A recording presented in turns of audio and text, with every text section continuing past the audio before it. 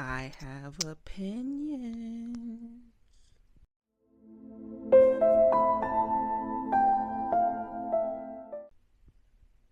That might be unpopular. I hope some of these are not unpopular, but like, do I really care? Probably not. Hello, everyone. Welcome back to my channel, or welcome to my channel. This is your first time here. I've never said that before. Oh my gosh. I want to talk about some unpopular opinions, book edition, book 2, book talk, reading books edition, girlies reading books edition. And I want to keep this real sweet, real precise, real short. Watch this be a 30-minute video or something. But I thought it would be fun because this can create a lot of discourse in the comments. So I would love to see what you guys have to say about these. I have my notes app. Let me get it open because I'm ready. I have a list. It's not a big list, but it's a list. My first opinion is I don't really like traditionally published romances anymore. And that's with a caveat because obviously I still read traditionally published romances. However, I just don't read them that often anymore because I feel like, one, they're formulaic. It's basically whether it's rivals to lovers or grumpy sunshine. I don't like that. One, for most of the romance book, they're not together usually. I don't like that. I also don't like that there's third act breakups in almost every single one. I feel like it's not necessary half the time, if not even like 90% of the time. I also don't like that usually I dislike one of the main characters because I've realized a lot of authors, traditionally published authors, don't know how to write two nuanced main characters.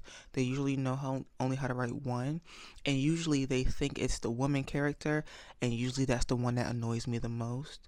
Or it usually annoys me the most with the man if he's like a very toxic person, but the author doesn't see it, and that mainly happens with traditionally published romances. I just finished a traditionally published romance series that I actually really enjoyed, and it was the Spoiler Alert series. And I think I loved it so much because there was so much communication in it. If you know me, if you've watched any of my YouTube videos where there's any romance, you know communication is one of my top things that I look for in a romance. But it has so much communication, and they actually were together. Each couple from each book were together for a middle part of that book, and then there was a third act breakup, but they all made sense to me and they all felt like they were necessary to me. I feel like in a lot of books they are never necessary. And I also realized in a lot of black books, black romances, especially like My Beverly Jenkins, there's no third act breakup usually. It's usually third act conflict, and I like third act conflict more than I like third act breakup. But that happens more in indie or traditionally black books. So those are my thoughts. I don't read much anymore, and I don't own much anymore either. I'm looking at my shelves, and I own like half a shelf. Well, if I put them all together, like one full shelf of traditionally published romance, but I own, I think, multiple shelves of indie romance. I'm just not there anymore. Soon I feel like I'm gonna be an indie fantasy girly as well because a lot of y'all are starting to piss me off. Okay, this next one might be a little bit controversial. I said people need to stop shaming people for reading / owning certain books and authors. And what I mean by this is two different things. The first one is reading controversial authors. Now, I don't think you should read controversial authors who are racist, xenophobic, transphobic, all of those things. But I am the type of reader, I don't know authors. I don't follow authors. I don't look up authors. That's not my thing. The only thing about authors that I look for are their books. I don't look up authors or anything. So then I'm talking about a book, and then someone says something like, oh my God, but did you hear that so-and-so did this, so-and-so did that? I'm like, no, I didn't. And they usually want to assume that I'm lying and just want to continue to read it. But it's also just, I don't go in looking for authors. So I look for their books at most, but I don't go in looking for authors. So knowing that they did something problematic and then shaming me because I still read from the author or promote that author is kind of crazy when you don't know me and you don't know if I know or not. is crazy. But also, I see this in the black reading spaces a lot, where they shame other black readers for liking white, enter white genre here, like white romance, white fantasy. But as a fantasy girl, first and foremost, we've only recently, in the past like 10, maybe 15 years, started getting main character black protagonists in fantasy books. And before that, it was mainly white. So I read mainly white fantasy books.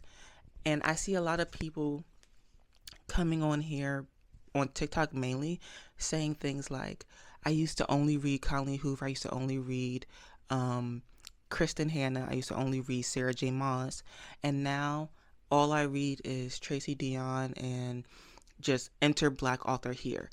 But what they don't seem to realize is nobody forced them into doing that. They made a gradual change on their own, and you're not allowing other people to make a gradual change on their own. I read majority, I would say now, black romance and indie romance, and I read a lot more black fantasy, obviously, because a lot has been coming out, and I've been enjoying a lot of it. I read a lot more indie. I'm trying to get more into indie fantasy. I'm trying to do all these things, but no one is forcing me into that. If you used to read only Colleen Hoover and only Sarah J. Maas, okay, I've never judged you for that, but now you're judging me because you've already evolved. Why are you judging me for you already evolving? Shouldn't I have my own time and pace to do the same thing as well?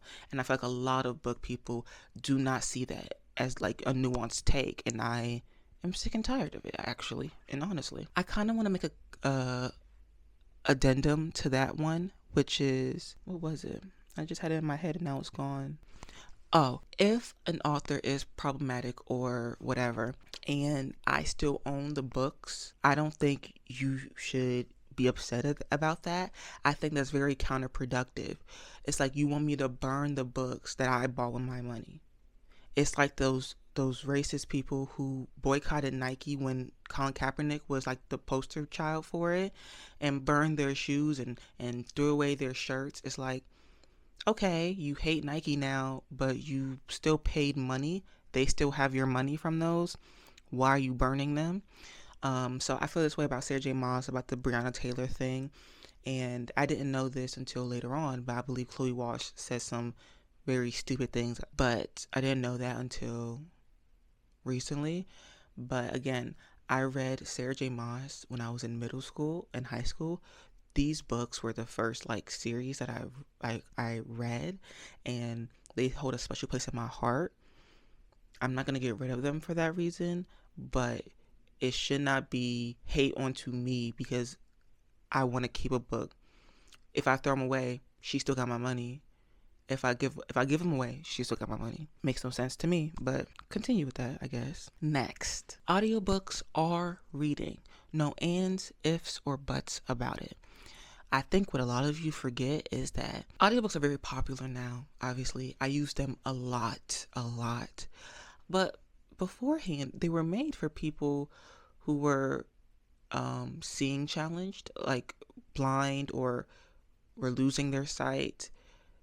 A way for them to still be in a world without their eyes. And that's, I think a lot of you forget that. A lot of you start doing this ableist thing, which I don't think you guys realize, which is, if I say it's not reading, does that mean no blind person reads? And obviously there's Braille, so you can, and I think people count that more as reading than audiobooks. And I just, neither is reading in the traditional sense of the word, which is with your eyes, I guess. But I feel like it's all reading. It's all helping you read more or read in general. I use it a lot. I don't think I would read as many books as I do in a year if I didn't have audiobooks. But they're helpful. And when you're driving, when you're on the go, when you're grocery shopping, when you are blind and you still want to read, it is a very helpful tool. And I think a lot of people need to start realizing that. Sometimes you might sound a little ableist with your hot takes. Okay, this one is a little bit, girl, it's kind of like me looking in the mirror at myself, like the call is coming from inside the house type of thing. I think this is a little bit of jealousy or envy on my part. And I understand that, and I sit with that, I sit with that. But it's people who just got into the reading space who get things they know nothing about. And what I basically mean with this is I've been reading my whole life, right? But I've only been on YouTube for like almost half a year now. And then I've been on TikTok for a couple of years now. I don't grow as fast as other people grow, which is no one's fault. Not mine, not the people following me, nobody's fault.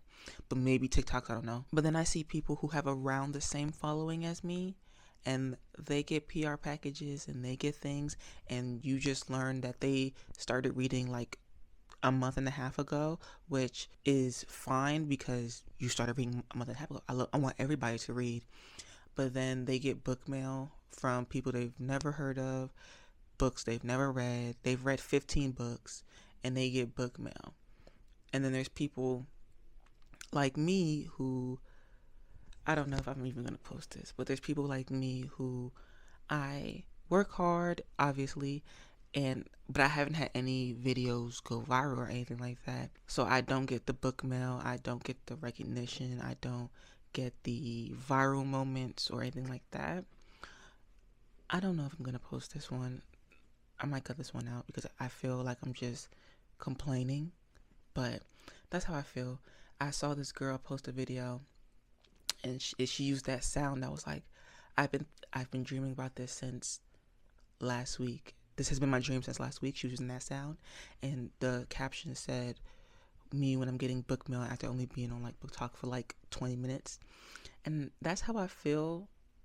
I feel upset sometimes about that because like I've been on here for a while and I want more recognition. I want more publishing companies and authors to contact me and give me free stuff, or I want that stuff too. And it's like, but at the same time, it's like your time will come when it comes, and I don't know if my time has come yet or if it ever will. So it's just I have to think about that before I get too upset. I don't know if I'll keep this one in. Maybe to be raw and vulnerable, I'll keep this one in. I don't know. Okay, the next one I have is not like other girls in books isn't always a bad thing. Now, when it is a bad thing is when usually the not like other girls stereotype, prototype comes from a girl not being a girl's girl and just wanting male validation. So then she does things that she thinks boys would like, I only wear sweatpants, and I'm not like those other girls who wear dresses, who are whores and sluts and things like they go a little bit above and beyond. It's like that, those compliments that are kind of passive aggressive. Like, I'm not like her because she likes to shave her legs because she likes to do things with guys and stuff like that. It's like, But I feel like not like other girls makes sense if you're not like other girls. If all the girls around you wear dresses and heels and you wear pants and sneakers, you are not like other girls who are around you. If all the other girls, let's say in a fantasy sense, if all the other girls are ready for their hand in marriage in a fantasy book or like a Regency romance, they're ready for their hand in marriage at like 16, and you don't want that, you are not like other girls. I think sometimes people use it just to be funny or just to be like, I'm a feminist, or like, they use it for that, but they don't use it with context clues. Because if everyone around you is blonde and you're a brunette, you're not like other girls. If everyone around you doesn't wear glasses but you do, you're not like other girls around you. Sometimes it makes perfect sense, sometimes it doesn't, and sometimes it's more of that backhanded compliment type stuff. A lot of times it's just like, she's not like others. She's an assassin and all the other women are queens and princesses. She's not like other girls. Okay, this one might get a lot of you heated. And it's, I really like listening to music with words while reading. There's different aspects to this, because I was reading The Will of the Many and I was listening to a lot of Sienna Spirano. Is that how you say her name? Let me see. I know her first name is Sienna Spiro. I was listening to a lot of Sea and the Sparrow. But now every time I listen to, and I was listening to a lot of Aurora and a little bit of Greta Van Fleet. Listening to those songs now, all I think about is The Will of the Many. All I think about is that book. I think sometimes music puts you into a certain setting. None of those songs I was listening to too wordy that I was like, ugh. It had a lot of music behind it, and it was just great. And also, I think listening to music that's not in the language that you speak is also just another way of listening to instrumentals, because I used to listen to a lot of K-pop while reading. I didn't know what they were saying until they said a random English word here and there, and it was perfect. It was like listening to instrumentals. Sometimes I listen to music sang in Spanish, and that is also very good and very amazing as well. I think it's a very easy way to listen to it, because listening to regular instrumentals, I don't do as much. If I'm listening to music, it usually has words in it, and I don't know, I think I'm not, a lot of people aren't like that. Because another thing that I do not like is when I'm reading a book and one person is talking. I have too many words in my head. You can't talk and then me read at the same time. But if there's a group of people talking and it's all a bunch of like white noise, like there's so many people talking you can't distinguish a conversation, I can read in that all day long. But if it's just one person or one or two people talking together, if one person is talking to me, or if just like two people are talking to each other, and I'm reading with no headphones on or nothing, just raw ears, oh no, it's a wrap. I'm gonna either have to set that book down or move away or something, because I can't do it. But if there's like 15 people talking to each other, like right next to me, and I can't distinguish one conversation, that's white noise. That's white noise. This one, I don't know about this one. I don't like reading new releases.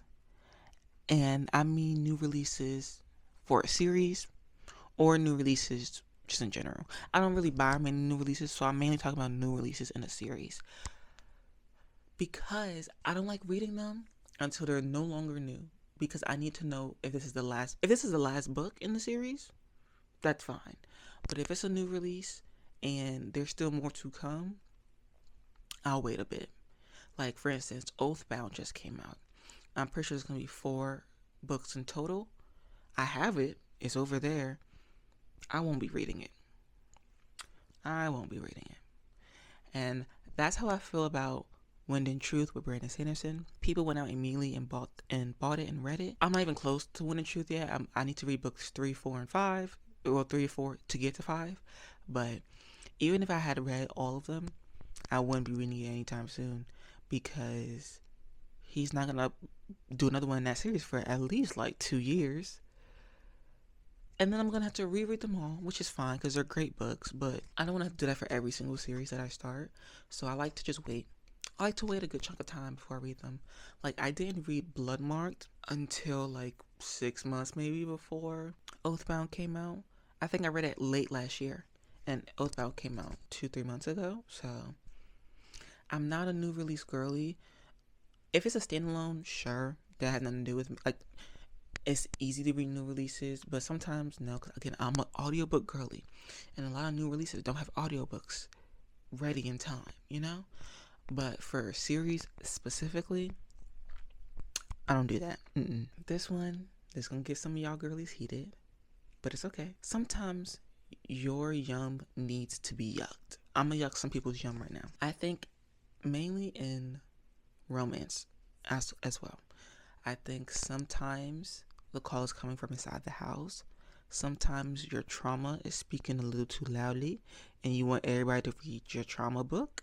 I think sometimes the books that you guys like that are taboo are very close to that line, if not over it. And prime examples of this would be Does It Hurt by H.D. Carlton, where the main male character sexually assaults the female main character, and they talk about it in the book. And he's like, I don't even know why you like me after what I did to you. She's like, no, it's okay. I think your trauma is talking. I think that is a yuck. That's a yum that should be yucked, because that's literally assault. That's literally sexual assault. And like all the way sexual assault, if you know what I mean. Another one would be Credence, like, ooh, like him supposed to be her father figure, her guardian, saying derogatory, nasty things in his POVs to her, about her, calling her the B word, calling her a slut and things like that when she's only 17 and is not doing anything sexual to him yet or anything like that.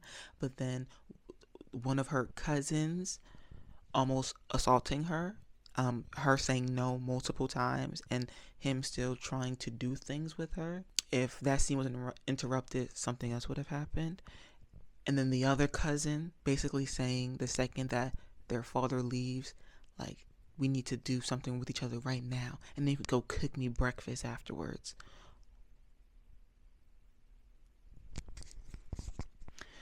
Some of y'all yucks need to be yumped. Wait, some of y'all yums need to be yucked. Don't get it twisted. Some of y'all yums need to be yucked. I think that some books are so close to the line, like y'all are about to go over that line, that I look at the author's side eye. So I look at Penelope Douglas side eye, and I look at H.D. Carlton side eye. And there's more. If anybody has heard of that story of that Australian author who wrote those pedophilic books, and she's now, I think, going to jail because of it. Some of y'all are right near her in that, because y'all make young girls specifically underaged on purpose, and I don't see the reason or the necessity for it, when you could just make that girl 19. When you could, instead of high school, make it college. Like, you still get up to the same nonsense. I don't get the appeal.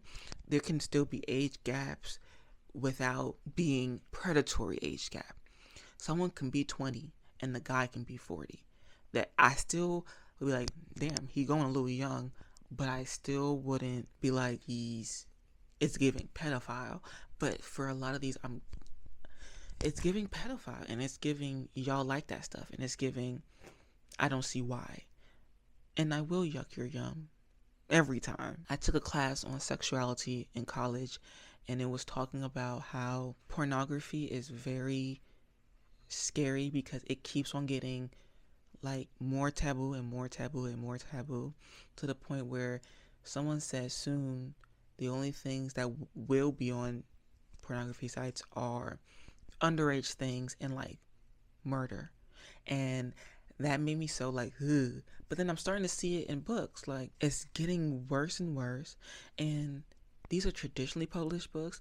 I've heard about some indie published books, but I don't see the appeal unless you're somebody who likes underage things, assault type things. And if that's not you, then why do you love that book so much? Let's unpack it, because you can get spicy scenes in a lot of different books that have adult characters and stuff like that. So the spicy scenes it can't be the spicy scenes on its own, because you can get spicy scenes from any book that has spicy scenes, obviously. But like, it's the same people who, I'm a yuck your yum again, who go into YA expecting sexual scenes. Hey, this kid is 16. I'm only 21, but I do not want to hear about a 16-year-old doing anything with another 16-year-old, hopefully, or a 17-year-old. But like, I don't see the point. I don't see the attraction to that. I read a Regency YA, not Regency, well, historical YA book, and I liked it. It was very beautiful. The most they did on there was like kiss, right? And I thought it was very beautiful. And one of the first comments I saw after I rated it on Goodreads was, good book, wish it was more spicy though.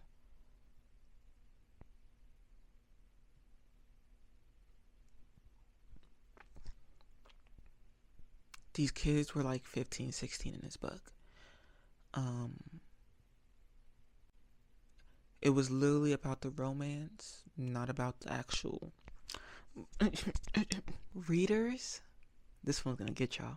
Readers don't give a lot of indie books chances just because they're indie. Because the second they become traditionally published, everybody's on them. But that book has been out and been circulating for years. But now all of a sudden, y'all want to read it. And I'm going to give you some examples that y'all have heard of. Kennedy Ryan was indie for years and years and years, and I've been hearing about her for years and years and years. And then that new series that she made came out, and everybody was like, "Oh my gosh, who's this new author?" Not new. Or another one would be Kimberly Lemming with the Time I Got Drunk and Sold and Saved a Demon. Those were indie. I think she low-key ruined her career by going traditionally published, but we'll talk about them on a later date. A lot of you girlies don't read books just because they're indie. And then the second they get traditionally published, you are on them. Only for the Week. I've seen a lot of girlies reading that one recently. I have the original copy right up there and read it years ago. No one was talking about it then. I think a lot of people like to wait for things to be traditionally published for them to be like, this is a good book. And a lot of people like to lie and say, for instance, like Raven Kenny's another example with the Play the Prisoner series. A lot of readers like to lie and be like, well, it's because they, once they get traditionally published, they get an editor and they do this, that, and the other. And sometimes that is true. Sometimes when you're indie or you're self-published, you don't catch the mistakes because you're mainly doing a lot of things on your own. But a lot of the books that I've read that go from indie to traditional stayed exactly the same, just a new cover. And a lot of you girls were like, this one is so much better than the KU or the indie version or the self-published version. And I'm like, girly, at most that was changed is a couple sentences got added or removed. And if that's all it took for you to read it traditionally, you were never going to read it indie, and that was never the reason that you didn't read it. You didn't read it because no one was talking about it. And because no one was talking about it, you thought it's not good enough for me to read. But the second it got traditionally published and people started talking about it, then you thought, oh, it's time to buy it. And that's okay, because if you don't know what you like in reading yet, you're going to be like, oh, they like this, maybe I'll like this. But at the same time, we don't got to lie and say it's because of the editing process. It could be either two things, mainly in my opinion. You just really didn't know, and you weren't really looking, so you didn't really know. But also, it could be another thing. You just don't read indie. You only read traditional. Hey, I get it. Because a lot of people do hate those stark white pages for indie books, and sometimes they catch me off guard too, like, damn, this is white paper. But using hot girl books with no black books is diabolical. So using like, these are my hot girl summer reads, these are my hot girl romances, these are my hot girl literary fictions, and none of them are black authors or characters is diabolical. When a black woman is the one who created that phrase and y'all use it, and the main people who use it are skinny white women, but hot girl walks and the hot girl books and the hot girl lit fic and the hot girl, and not one black book,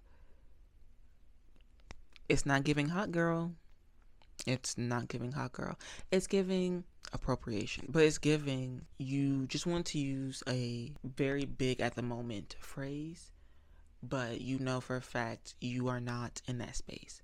And here's another hot take. I need BIPOC people to stop insisting and asking white people to include people of color in their books or to read BIPOC books. Because all you're going to do is either be horrified by what type of black people or people of color that they put in their books, or you're going to be disappointed when you see one of your favorite BIPOC books has a low rating on Goodreads because you made white people read it and they felt like they couldn't see themselves in it. I'm going to need y'all to stop asking and just start doing yourself, because instead of BIPOC people asking Wahites to put BIPOC people in their stuff, do it yourself. Make the book yourself. I'm looking you dead in your eyes for this one, because I'm over it. The creators of Bridgerton, the writer, like the author of Bridgerton, got asked after like season 1 came out why they didn't have any, why wasn't the blind casting in the books, basically, so like they were all different colors or whatever. And she said because she could not see black people in that time being happy. Now, if you've read Beverly Jenkins, you know that's not true. However, I'm okay with her saying that because she's a Wahite person. I don't want her who thinks that black people couldn't have happiness in their life back in that time to write a black person. Because all you're going to get is struggle and pain and slavery and sadness. Why would you want that from a person like her who can't write it? Now, there's white people who write people with color. Like Lex Croucher wrote Reputation, which is a Regency romance or Regency book with multiple colors. It's like a Bridgerton in a book. She never thought, I can't see black people happy. No, I think people need to stop doing that. I think it's very dumb of them because you're just setting yourself up for failure. Not the author, yourself. Because you're going to be disappointed when the characters they do put in felt like nothing but a side character with no exploration of personality. Or you're going to make yourself upset when you realize one of your favorite books, their rating tanks because 1,000 white people have read that book and didn't like it because they couldn't see themselves in it.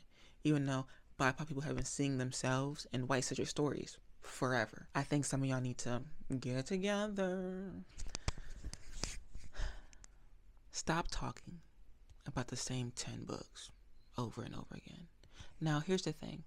A lot of the booktubers I'm subscribed to, they cover different spectrums of like genres that they like and enjoy.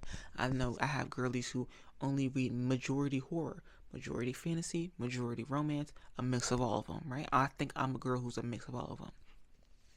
But when you watch and read and book related things, new people pop up. So then you start watching new people and then they all talking about the same 15 books. It's all like, it's either newcomers who are only talking about Sarah J. Maas, or it's people only talking about Fourth Wing, or it's people only talking about Anna Wong in the Twisted series. I go live on TikTok for reading sprints. I think in almost every single reading sprint I've done, almost every single one, except for maybe the recent one, a person has come into my chat and asked, have you read Twisted Love by Anna Wong? And every time I say no, I have no urge to read it. Or they say, have you read Fourth Wing? And I say, no, I have no urge to read it. Every single time. And it's like, I don't mind all the girlies reading the same books because especially if it's like, it just came out, we're all going to be reading it. But I don't need all y'all's opinions on it because none of y'all have a differing opinion. It's either the girlies who hated it or the girlies who loved it. But the girls who loved it all say the exact same thing. So I don't need 35 women saying they hated it. You know what I'm saying? I'm just, Unhauling books because you heard people saying that they didn't like it is diabolical to me. Especially when you spent your own money on it. It's crazy. There's a lot of people I watch when they're unhauling books and they say, oh, I just heard it wasn't that good. And then they unhaul it. And I'm like, that's it? You didn't try to read it? You didn't look at the back? You didn't think about it? You just said, I heard so-and-so? Because even people you have similar tastes with, and you're like, wow, I usually get recommendations from her or him or this and that, and I really enjoy the recommendations or the books that they didn't like, I also didn't like. Even then, it's not 100% accurate. It is not. So for you to be like, I heard this wasn't good, this didn't get that great of ratings, and then that's why you unhaul it, is crazy. Especially when you buy your own books. I feel like that's a waste of money. I understand it sometimes when you're like, ooh, I haven't heard great things about this at all. And I get it sometimes for certain books. Like right now, I'm telling you right now, unhaul Fool Me Once. Unhaul it from your shelves if it's on there and you haven't read it. Unhaul it. That book is atrocious. But at the same time, it's up to you to read a little bit of it and see for yourself if it's atrocious. I didn't after that 50 pages, but hey, but I think it's diabolical. And my camera's about to die, so we need to hurry this up. I've been talking for years. So let's do this last one. A lot of problems in romance books are the main female character's fault. I don't like a lot of main female characters in books. And I think, again, it's your bias showing, it's your trauma showing. A lot of authors make the female character the one with the most nuance and most like character, and they get annoying. Ooh, fool me once. Ooh, I hated her. Oh, I hated her. If you read the first chapter and a half, you'll understand why I hated her. I hated her. I think a lot of romances and a lot of authors, it's a lot of time it's the women. And if it's not the woman and it's the man, it's still written by a woman. So what does that say about the men that they write? Like, some men are hella toxic, hella abusive, but it's marketed as hot, steamy, evil, like shadow daddy. Ugh. Like, I'm just saying, even if the man is the disgusting one, a woman still wrote it for the most part. Men do write romances, but I'm saying for the most part, it is a woman who wrote it, and it's a woman who wrote all these characters. I don't like them. I don't like the women, and I feel like a lot of times in a book, like let's say After, both characters are toxic, but people only talk about Hardin. But in that series, Tessa is just as bad. But women never talk about that when they read the books. Or like in Priest, everybody talks about the priest if they don't like it. But they never talk about how a woman, knowing that this man was a priest, came into a church to make him break his vows. That doesn't seem hurtful in any way to anybody. I feel like a lot of women be liking women who don't be good women. I'm just saying it. I'm just saying it. Alright, everybody, that's all I have to say about my unpopular opinions. I hope I didn't hurt anybody's feelings too much. I hope I didn't lose any people. I hope I gained some people. And I hope you guys have a great and amazing reading day. And I'll see you in the next video. And also, comment down below what unpopular opinions you have, because maybe I'll make a part 2 with y'all's opinions. Okay, have a nice day. Have a nice reading day. Bye.